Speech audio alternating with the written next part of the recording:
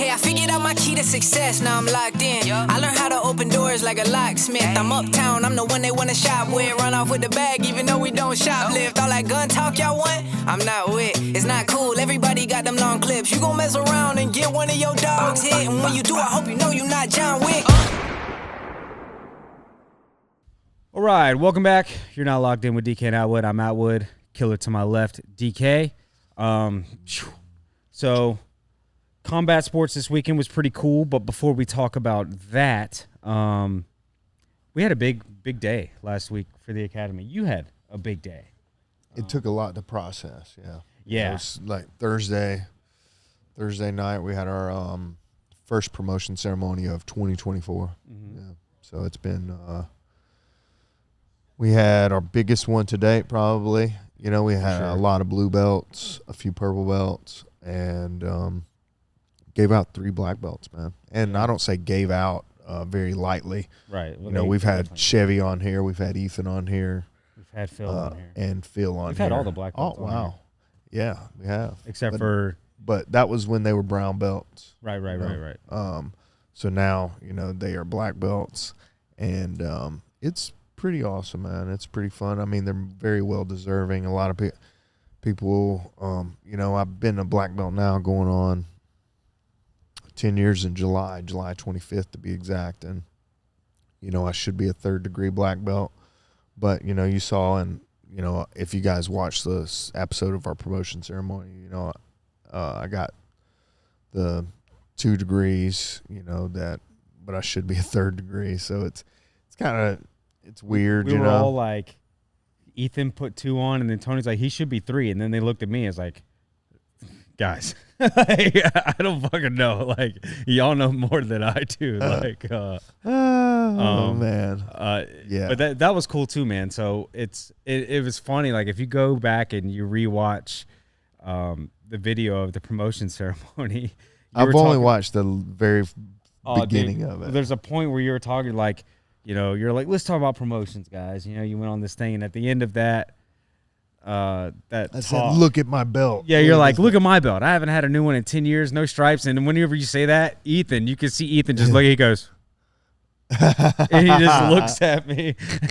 And Tony was trying not to look at me whenever you said that.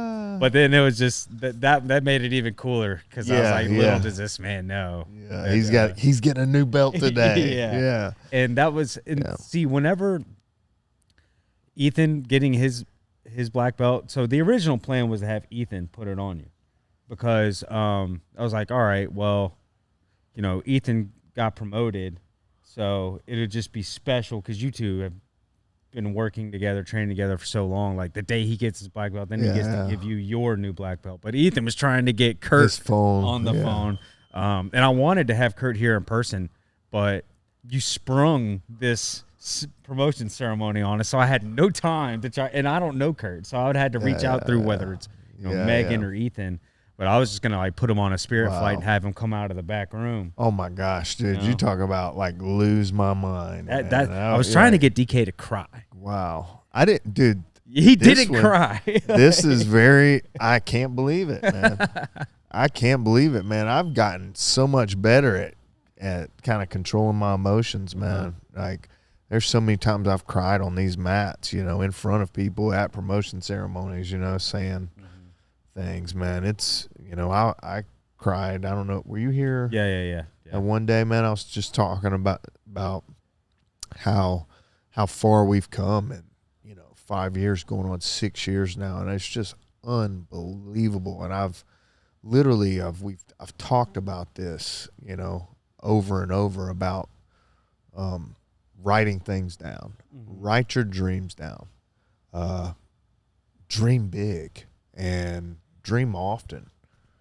You know, come up with ideas and jog them around your mind and always keep them there and never, you know, like write those. I have a bad problem with not writing things down now. But, dude, when I was so hungry to make this place work, I'm still hungry, don't get me wrong. Right. But when it's not even, I didn't even have the building, you know what I'm saying? The building wasn't even here. I didn't even know that this place was open or anything like that. But the dreams I've had of this place, and then, when I finally quit where I was working at, and I was like, I'm going to do my own thing, man. I've got my LLC, and it's like and people ask like, man, well, how did you make it work if you don't have any money? And that was the question that Megan had for me. Like, how did you make this place? Like, she was like, how are you going to do it? You don't have any money. And I didn't, man. I was broke as a joke. I was in debt, credit card debt, and I just didn't have really anywhere to turn or look, and I ended up cashing out. I don't know if I've told this story, or not on here, but I cashed out, a thrift savings plan that I had when I was in the military. Have you heard this story?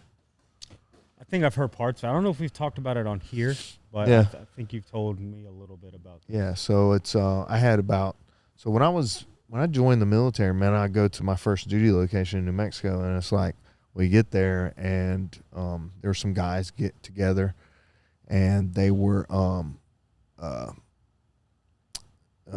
were like, hey man, you should start putting a percentage, like investing in like this portfolio or whatever, of putting percentage of your check. It'll automatically, you won't even know it's gone, right? And just put a percentage of your check into this, thing, in this account, and the military invests into military funds. That it's like a 401k. Kind of like that, but they match and different things like that. So over time, as that grows, it's not very high on like aggressive, if you will. Mm-hmm. You can make it more aggressive, but I had mine in the kind of mid-tier range, different thing. Did that at 19 years old.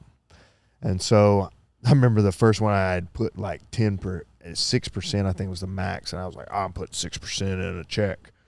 No, I'm not putting 6% in a check, because that ends up being way too much. Like me being 19 years old, I was only making as a A1C, as a E3 in the Air Force, I was only making, $350 maybe every 2 weeks, maybe $400 every 2 weeks. And, that is crazy. And which is crazy to think about right now, right? Oh yeah, especially these days. Yeah. I couldn't. Nobody can survive off that. No, dude. The only reason you probably could even survive is just because you lived on base. I lived on base. Yeah. I had an apartment, or not an apartment. In the barracks. I had my own room and stuff. But anyways, man, it's like, I don't know where I was getting at. You were just talking about putting money back. Yeah, so I just started putting money back or whatever, and the next thing you know, it's like I'm at this point in my life where like I'm out of the military now. I'm not investing anything in there anymore. And so I'm like, let's see how much I got in there, right? Like I had forgotten about it. And so here I'd been out of the military for about 4 years now, and I go and when I got out, I had about $12,000 in there. And so by this time I had $16,000, because it grew from interest and different things like that. And I was like, oh, wow, this is cool. So I figured out how to cash that out. Only got about $13,000 after taxes. But see, you had to pay taxes because I thought that if you're like buying a house or education or a business. So if I don't know anything about that, but dude, I didn't know I was just like, give me my money. You know what I'm saying? So I didn't know anything about like if I was going to invest it into a business about getting it tax free or anything. They were just like, hey, if you get it out, all this lump sum, it's going to be taxed. And I think I ended up getting like $13,000, took $4,000, opened up, went to Wells Fargo, talked to the business guy down there. I only needed $400 to open a business account. Gave him $4,000, put that in the business account, and started paying for things for the business out of that account and different things like that. And then I kept the rest for me, $6,000 for me, to kind of keep me afloat on my feet until I could try to get this place open. Mm-hmm. Because man, when I had already, I looked at this place, I literally pulled up here. It's the first place I pulled up to and had the balls enough to get out of the car and go and look into the window and see the mats on the floor, visualize the mats on the floor, and see people jogging around in place, see people rolling in here, and just visualize the aesthetic and how everything's going to look. You know, even when back then there was right there on that wall right there, there was the door wasn't there. There was a big giant airbrush painting of a beach with chairs on it and a lighthouse. And because this used to be a old person's daycare. Okay. Old people used to come here and just chill out. You know, there was a beautiful airbrush painting on the wall. Like, I mean, it was huge. And if you were old, you would like that type of thing. And there was a room right there. That was your TV room over here. This is another room in the back. They had a kitchen and everything. I tore all this out. But anyways, like Kurt was talking about in that promotion, he was like, burn your ships. And I literally, when I got out of the military and, you know, I took that job and, you know, I thought I was gonna get a raise, you know, throughout my 4 years. Never happened, you know, as an instructor for somebody else. And then never happened after 4 years. And next thing you know, it's like, oh, I'm just going to do my own thing, you know, and it's completely on your own. And that's the part of rebuilding your ships, right? So what Kurt was talking about is and real quick before you say that, Kurt Pellegrino, former UFC fighter, was your coach for a long time. And whenever we gave DK his new belt, we had Kurt on FaceTime. Yeah. Because we wanted to get permission to give you your 2 degrees. 2 degrees. Should have been 3.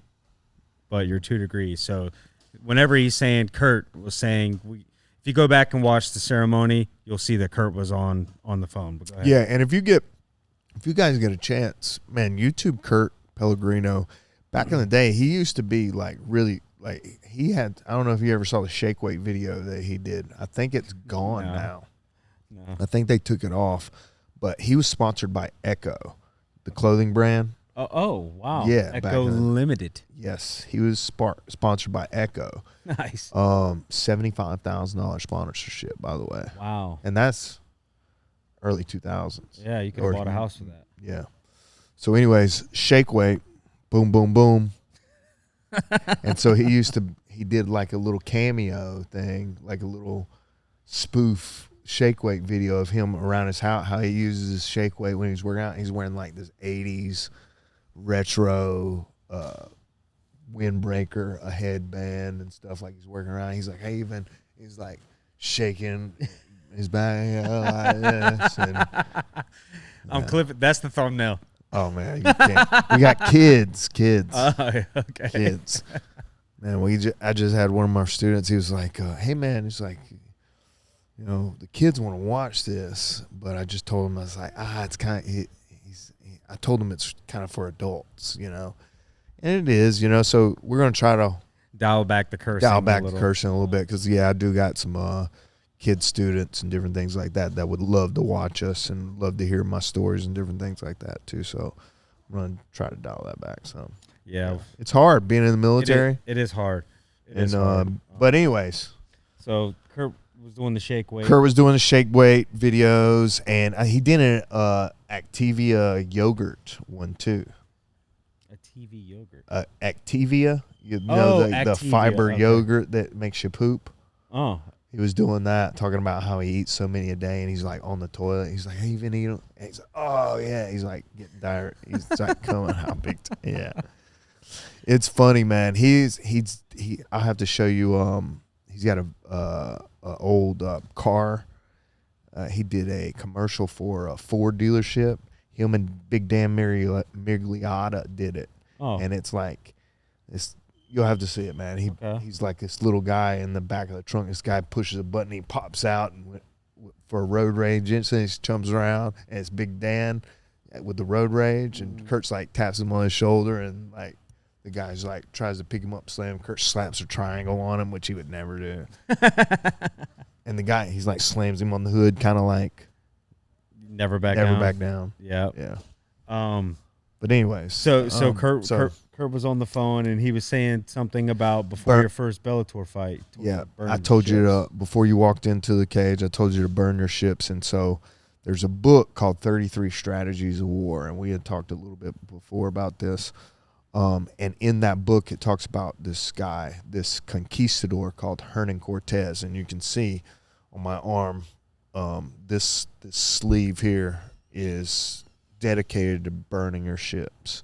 And so you see I have a burning ship right here. Yeah. And so part of that story goes that Hernan Cortez was on the shores of Mexico, and he was going to take over the Mayans, because during that time the Mayans were known to have a lot of gold, and they were known to be savages. You know, they'd sacrifice people, all these different, to the gods and all these different things, right?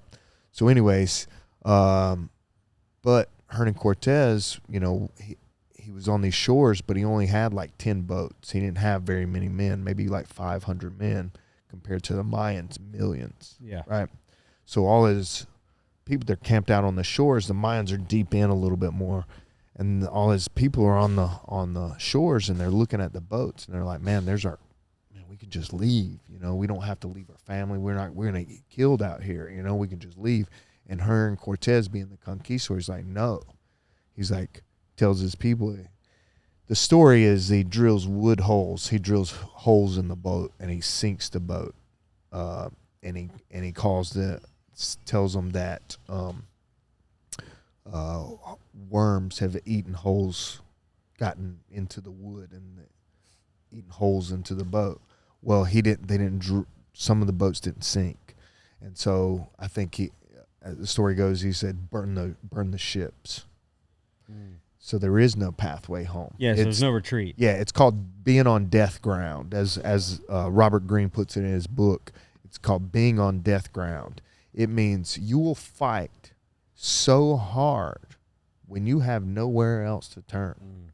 When your back's at the wall, you have nowhere else to go. You are at your lowest point, and that's where I was, man. The primal instinct. It's a primal instinct, dude. You're gonna fight to try to, you know, live. What does a wolf, if it's caught in a hold, it'll chew its leg off. You know, if it's caught in like one of those things called a trap. Yeah. You know, a lot of animals will. So, you know, that's what he's talking about. He's talking about burn your ships. He's like, build new ones now. And he's talking about, like, you know, you're starting your journey in Bellator. Unfortunately, it didn't go that way, you know. But I always kept that story in my mind, and I'm like, well, I haven't truly burnt my ships because I still have this little crutch that I call the Air Force, right? That keeps me afloat, gives me free medical.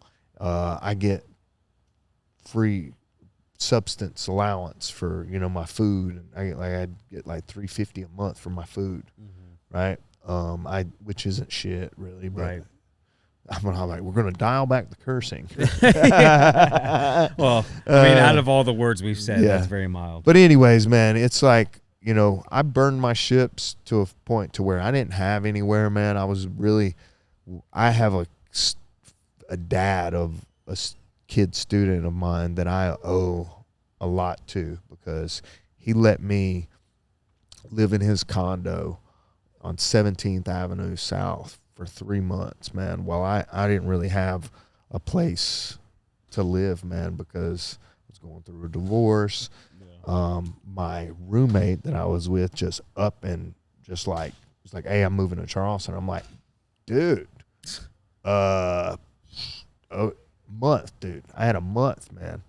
And so I had to put some stuff into storage, and I go and I live in this studio like room, and I'm talking about now, and like what we're doing through right now I think it was like 2016, 2017 or something, 2016 I think it was.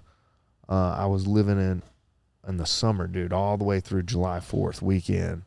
And I had to text him. I was supposed to be out, you know, and I was supposed to be able to pay. And I was like, man, he was like, dude, just give my kid private lessons, you know? So it was a godsend, you know, and I was only paying them like $300 a month, dude. Yeah. And then, but also privates within that, you know. The next thing you know, it's like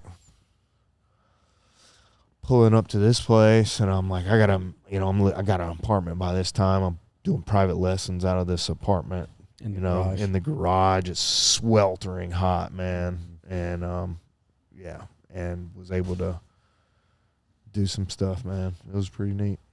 Yeah, I got to make some stuff happen. Yeah, so I guess from hearing you talk about, all this is within the last 10 years? Oh man, 7 years. It's just years. crazy. Like, so I've known you for a long time, but I didn't know. I guess our friendship was kind of like face value. You know, like we were acquaintances through a mutual friend, and we'd hang out and stuff, but it was always like in a group. So I never knew that. That you were, I guess maybe struggling. I was, dude. I was struggling that. mentally. I was struggling. I was trying to stay afloat by fighting. Right. I was fighting a lot. Right. Yeah. But then losses started to come, which doesn't help things, dude. Right. I used to, when I was in that condo, man, I remember, and I was on the beach. It was oceanfront, man. I was in that little studio, and I'd have that bed, and I could look out the window, at the headboard. I remember being on my knees, looking out the window that way, and the pillows are that way, so I'm facing the wrong directions, right? Usually when people lay on their back. So I'm on my knees facing, looking out the window, and the moon is just bright as can be, dude. And it looks so beautiful on the ocean and everything, and I just look up at the moon, and I just cry, man. Mm-hmm. I just cry. And I just, pray to God and all these things, man. I'm trying, about this life that I didn't really like at the time, And I know a lot of people go through that, man, and, and they haven't really heard my part of the story, things that I've been through, but I've been there, man. That was when me and Joe Selecki had the falling out, and because I was going through a lot of things mentally, man, and I wasn't there as a coach. I wasn't there as a teammate. I was trying to keep myself alive. Yeah. And that primal instinct. Yeah. So, I mean, it's kind of like, I guess you could summarize, from me hearing your story, right, I would summarize it as, I guess building dreams and burning ships. Damn, that's a book. That's a book. That's the title of this episode. Boom. Building dreams and burning ships. Yeah, man. The reason our academy runs so well, I think, man, is because I give everybody everything that I wanted as a student coming up. Yeah. Right? I try to present them with all the different options that they can have. Like, we do the breath work in the mornings. I bring Brandon down here for the Wim Hof workshop, so people don't have to go to Charlotte to him. Yeah. I want people to have all these things that help me so much as a martial artist and a fighter. And maybe I didn't get to that point that I need to get to in my career. I got to taste it, right? I got to taste it. So I know what it feels like to be there, right? So I'm trying to get people, hey, man, this is what you got to do to get there and stay there. And so, that's, that's one thing we talked about with Iridium, with Josh, and we can announce that now. We can talk about that. So they're trying to get him to UFC and stay in the UFC, man. And it's starting early now. He's an amateur still. Yeah.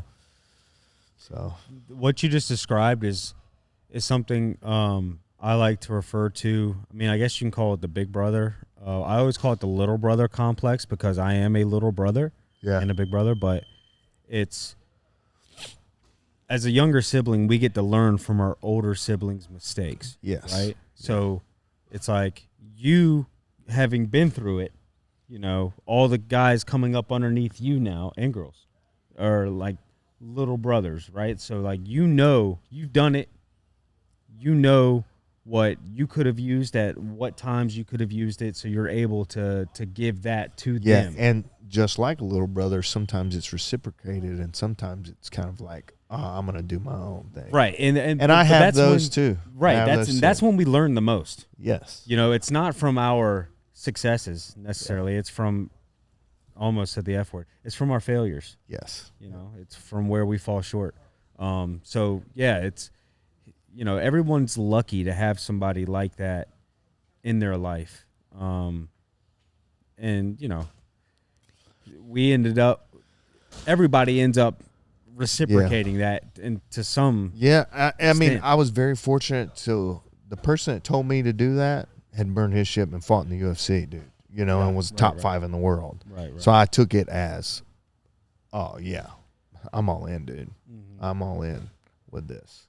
And some people don't understand. It's like when you go in there, man, it's kill or be killed, dude. Yeah. Like if you, and you know, I had that fight. That was my second fight, I think, with in Bellator. He told me that.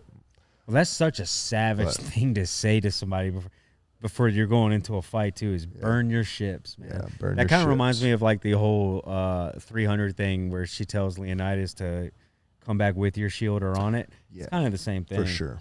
For sure. No retreat, no surrender. Yeah, kind of thing. Yeah, man, I look forward to the day where we could have Kurt jump on here with us. We need to get because that would be cool too. Just, you know, not only because of who he is and his personality, but because of y'all's relationship. Yeah. You know. Yeah. We've had I cut weight to 55 with him for the first time, man. We'd go down to Atlantic City the day before weigh-ins, man, and I'd jog the boulevard, or not the boulevard, but I'd drop the boardwalk, just like Mike Tyson did, and when he fought in Atlantic City at night. I remember, dude, I was trying to cut weight down to 55 because, I sweat. I lost maybe 2 pounds. This was like September in New Jersey. Yeah. Getting a little colder, maybe. Yeah. It was like late September. Oh, yeah. Wow. But yeah, so that's, I wanted to talk about that because, you know, when I heard him say burn your ships, I was like, I wonder what that's about, because typically you hear like burn something like that, you're talking about friendships or whatever. So but I'd never known that story. And now so I got the tattoo. It all makes sense. The ships, and then this is like a conquistador. I can see the helmet. Yeah, you see the helmet. I never put poison that together darts before. Right there. And my friend at Hero Tattoo, Jeff Cribb, did this. He's got his leg done by Heath at Hero Tattoo. Yeah. They got a place in Myrtle Beach and they got a place in Conway. So a little plug for them real quick. Yeah. But yeah, the owner did this, and he's got, if you'll look at this skull here, it's got a little gold tooth right there. Mm-hmm. And so if you next time you talk to Jeff, have him smile. His same same tooth. Yeah. That's like a signature. Well, I told him, I said, dude, put a gold tooth on it. Just like same spot as yours, man. That was my idea. Nice. Yeah. That would be sick if that's like, because, you know, a lot of tattoo artists, they have some sort of signature. For sure. That they do. Whether it's their style, how they do things. Like, had a lot of people know that Heath did my sleeve because of how the water's done. And Heath is right under Jeff, man. Yeah. Heath, they're both so good, man. Everybody at Hero's good. I think Heath started with Jeff, right? I don't know if he started with him, but I know Heath has been, I don't know how long Jeff's had Hero, but Heath has been there for like 15 years or something. Well, yeah. So, I mean, Hero's been there for a while, man. Yeah. Because I've been here 10 years, and they were here well before that. Yeah. Well, I think that they were one of the first tattoo places to open when it became legal in South Carolina, which was like 2007, 2006, 8, something like that. It's somewhere in that range. Yeah. And the cool thing about them, man, is they don't go onto. They're not on the Seaboard. Yeah, Seaboard Street, where all the other ones are. Man, Seaboard Street is just full of tattoo places and piercing shops and vape and strip clubs. Well, they have one there. Lust. Oh man, I'm not a strip club guy. I'm not either, dude. I'm not either, man. But never. Anyways, we're about to get off on it. We're talking about cursing for kids, and now we're here about to go off. I'm just saying that's what I'm not. I don't think it's cool. Neither do I. Yeah. I was never a fan. But yeah, so that was the whole ceremony. Was cool, man. a lot of no real tears except for Ethan, which is understandable, you know. But a lot of emotions that night. Yeah, if you guys get a chance, go back and watch that promotion ceremony video if you want. And it was special. Yeah, sorry today, man. I just kind of went off on a tangent about that whole situation. No. But I like people to understand the backstory behind a lot of things. Well, me too, right? You know? But it's the message behind it, right? The whole burning of ships, man. That's a very cool. Oh, speaking of Ethan, it's a very cool thing, to talk about and a cool story, nonetheless. Before we get out of here, though, boxing this past weekend was. I know you said you didn't watch the Tank and Martin fight, but man, when it's all said and done, we've talked about our favorite strikers and stuff on here before. Yeah, I'm not a huge Tank fan. You know what I'm saying? Now, kid's slick. Kid's good. He's very good. He's good. I know Lomachenko is your favorite of this era anyway. And see, that's going to be kind of a really solid matchup because of the technique style, right? They're both switch stances like that. They both counter and both sidestep. Yep. So it's going to be interesting, man. Yeah. How old is Lomachenko? I know he's turned pro at 25. Yeah, so he's got to be, what? Under 30. He's got to be about 30 or 31, 32, somewhere around there. And the reason he did that is because his dad wanted him to mature when he turned pro. He had like 100-something Emmy fights, right? 300. 300? Yeah. Holy shit. Yeah. Wow. Yeah, they must have been quick. 300. Triple G had like 300. Oh, wow. Loma was 2-time Olympic gold medalist. So you would probably pick him over Tank? I mean, but Lomachenko, though, he's had some fault issues for with some guys, man. And I don't know, man. It's going to be a really good fight. It's really a really good fight. We'll see if it happens. Those are some names they threw at him. I love Lomachenko, man. I'm a big kind of like that style of boxer, that Uzbekistan style, or they got a really cool style. It's not like a Russian style. It's kind of mixed with a Russian style and an American style, I think. Yeah, he's just so elusive. Yeah, and very fast. Yeah, it's gonna be a great fight, man. I said this earlier though, and I will stand on this. I don't know who wins that fight, but I do think when it's all said and done, Tank will go down as probably the greatest, at least of our time, in his weight class. That dude's just, I don't know. I just don't see, and I'm not like a huge boxing analyst either. Let me throw that out there, okay? But just from watching them fight, it'd be interesting to talk to Nick about this to see what you think would win. Hey, Nick, off the top of your head right now, who wins, Lomachenko or Tank Davis? Off the top of your head, who wins, Lomachenko or Tank Davis? That's a tough one, but I think right now Davis beats him. He says Davis. Yeah, dude, Tank. I'm telling you. So I said I think.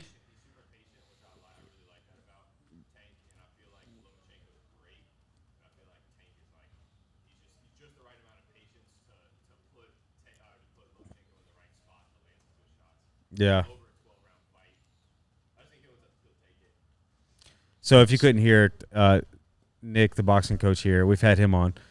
He said that he thinks Tank beats Lomachenko because he's so patient, and he thinks that over 12 rounds, Tank would get it done. And I agree. I agree. Want to put some money on it? Well, maybe. Might bet on that one. Maybe.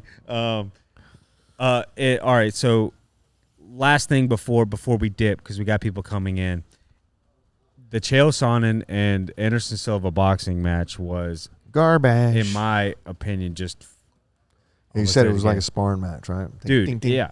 When they come out, like they're both fresh. It just started like they were pillow punches, dude. And yeah, they're both getting older, but like they have 16-ounce gloves on too, probably. I'm assuming. Yeah. But it was just. And then it was a draw at the end of it, too. It's like, come on, man. Like, I expected more yes, they're older, but they're still two bad guys, man. And you could throw harder punches than that, you know? Yeah. So if you watch that and you paid for that, I feel sorry. Sorry. Love Chael, love Anderson. That wasn't the move. Yeah. Was any of the fights before it good? I didn't watch any of the ones before it. I watched the Tank fight, and then I was like, oh, I wonder what happened because I completely forgot about it was on the same night. So I went back and watched. No. Okay. No. Yeah, you did. Sue me. You did pay for it. You paid for it. Oh yeah. I absolutely paid for it. Watching Nate Maness fight. That was a good fight. Dude, he trained Peppered him with the jab. I know that you know Nate, right? Yeah, him and Austin trained together. I've tried to get him on the podcast, but he never replied to my message. Yeah, he liked my comment, never replied to my message. Is what it is. He won his fight. Yeah. Peppered the jab. Yeah. There was somebody else who fought that night that I was looking forward to watching. I cannot remember who it was. Nate Maness. Shit, it's gonna bother me now. But anyways. Time to get out of here. We got people rolling in. It's about to get real loud in the back. They're gonna start kicking stuff. Yeah. So. Anyways, thank you guys for locking in with us. Please like, comment, share, subscribe, so we can keep this thing rolling. We're cranking these episodes out every week. We're adding some embeddeds. We just did I know a lot of the stuff is us happening here at the Next Level Mechanics, but it kind of gives you an inside scoop on, what's going down on different things. Not just fighting in the UFC, right? Like UFC fighters, you can see the everyday guys that come in and out and that are trying to make their way up. We're using our resources, right? Like, these are people that, they're it's everyday people here at the academy. Everyday people, man. Right. You know what I'm saying? This isn't some superstar. We don't have a bunch of superstars on. It's everyday people, right. and we're creating superstars. We're trying to create the best, that we can be in the world. And Josh is ranked number 9 in North America, not the nation. That's Canada, Mexico. And no Mexico. Mexico's not on there for some reason. I'm gonna look stupid. No, but it's supposed that's part of North America. Oh, okay, so I was right. But it's not on the as far as the part of the ranking. They don't include Mexico. Gotcha. Yeah. This weekend, conflict. Oh wow. Yeah, yes. yeah. We got 5 people fighting. We got 2 kickboxers fighting. Skylar is fighting in the main event. And these are all amateur fights. Corey's fighting after he just came off a win last month, was it? Yeah, pretty quick turnaround. Yeah, and then just got promoted to purple belt. Just got promoted to purple belt. Britton, he's fighting as well, his 3rd amateur MMA fight, and then Colby's fighting his 2nd amateur MMA fight. We got a lot of guys fighting this weekend. Yeah. Devon's fighting kickboxing fight. Yep. This will be he's 4-1, so this will be his 6th Muay Thai fight. Yep. And that's going to be in Charleston for Conflict MMA. Yeah. I don't know the details on how to watch if people want it. Yeah, to. conflictmma.com, and then you can go on. There's like a pay-per-view on there, or if you want to buy tickets on there, you can go on there and put a fighter's name that you're trying to support on there too, because they might get a little percentage of that. Yeah, and while we're there, we're going to try to link up with Luke Saunders, former UFC guy, do a podcast with him. He's got a gym down there now. Yep. So him or we're also, I'm going to reach out to my buddy Rafael Oliveira, fought in the UFC numerous times, fought Eve Edwards. Dude's fought, a lot of good guys, trained with a lot of good guys. Black belt. I competed against him in Pan Ams, which is crazy. But yeah, great dude, man. Great guy. And he owns an academy in Mount Pleasant down there called Housing. It's so beautiful, dude. So beautiful. Yeah, so maybe we can link up with him. Yeah. And try to produce some more content. Yep. Kenny Florian, seminar here, July 13th, 11 a.m., $60. $60. Right. Is that gi or no gi? No gi. Working on leg lock fundamentals and different things like that. So should be nice. Well, he's down. We should see if he wants to jump back on with us. Jump back on. All right. So, yeah, a lot of things to look forward to. Appreciate you guys locking in with us. And until next time. Out.